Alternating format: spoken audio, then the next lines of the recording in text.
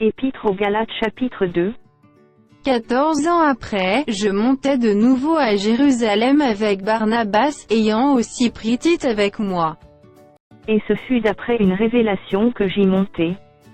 Je leur exposai l'évangile que je prêche parmi les païens, je l'exposai en particulier à ceux qui sont les plus considérés, afin de ne pas courir ou avoir couru en vain. Mais Tite qui était avec moi, et qui était grec, ne fut pas même contraint de se faire circoncire. Et cela, à cause des faux frères qui s'étaient furtivement introduits et glissés parmi nous, pour épier la liberté que nous avons en Jésus-Christ, avec l'intention de nous asservir.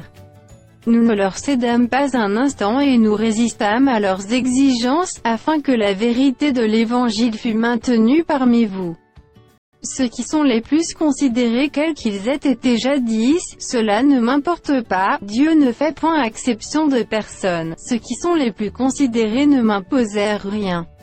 Au contraire, voyant que l'Évangile m'avait été confié pour les incirconcis, comme à Pierre pour les circoncis.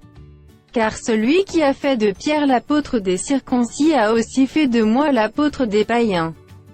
Et ayant reconnu la grâce qui m'avait été accordée, Jacques, Cépha et Jean, qui sont regardés comme des colonnes, me donnèrent, à moi et à Barnabas, la main d'association, afin que nous allassions, nous vers les païens, et eux vers les circoncis. Ils nous recommandèrent seulement de nous souvenir des pauvres, ce que j'ai bien eu soin de faire. Mais lorsque Céphas vint à Antioche, je lui résistai en face parce qu'il était répréhensible. En effet, avant l'arrivée de quelques personnes envoyées par Jacques, il mangeait avec les païens, et, quand elles furent venues, il s'esquiva et se tint à l'écart, par crainte des circoncis. Avec lui les autres Juifs usèrent aussi de dissimulation, en sorte que Barnabas même fut entraîné par leur hypocrisie.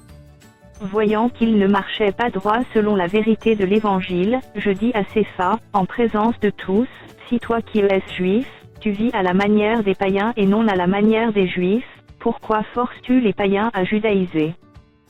Nous sommes juifs de naissance, et non pécheurs d'entre les païens. Néanmoins, sachant que ce n'est pas par les œuvres de la loi que l'homme est justifié, mais par la foi en Jésus-Christ, nous aussi nous avons cru en Jésus-Christ, afin d'être justifiés par la foi en Christ et non par les œuvres de la loi, parce que nulle chair ne sera justifiée par les œuvres de la loi. Mais, tandis que nous cherchons à être justifiés par Christ, si nous étions aussi nous-mêmes trouvés pécheurs, Christ serait-il un ministre du péché? Loin de là. Car, si je rebâtis les choses que j'ai détruites, je me constitue moi-même un transgresseur. Car c'est par la loi que je suis mort à la loi, afin de vivre pour Dieu.